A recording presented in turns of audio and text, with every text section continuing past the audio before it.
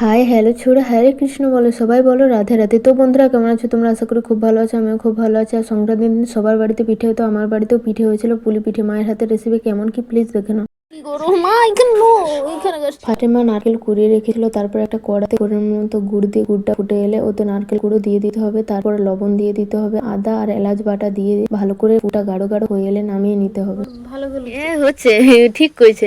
ইসের মতন হয়েছে বাবা, মোমোর মতন হয়েছে। হেভি লাগছে কিন্তু দেখো, আমার গোলটা হও তারপরে তো দেখো। তুই একবার দেখা না, তোরা তো বেশি করে কোন করে একসঙ্গে লিখলি। আমাদের বাড়িতে আগে থেকেই চালটা ফুটিয়ে রেখেছিল, আর চালটাতে প্রথমেই লবণ আর গরম জল দিয়ে ভালো করে মেখে নিতে হবে, আর ভেজা ন্যাকড়া একটা চাপা দিয়ে রাখতে হবে যাতে ডোটা নরম থাকে, না হলে শক্ত হয়ে যাবে বাতাস পেলে। তারপর ওই ডোটা ছোট ছোট বাটির মতন করে ওতে পুর দিয়ে ভালো করে চিপে যে যা সেট করে নেবে। আর তারপর একটা হাঁড়িতে গরম জল করতে হবে, গরম জলে ওই সব পিঠে পরপর সাজিয়ে ভাপিয়ে নিতে হবে। ভিডিওটা দেখে যদি কারো হেল্প হয় অবশ্যই একটা লাইক সাবস্ক্রাইব করে দিও।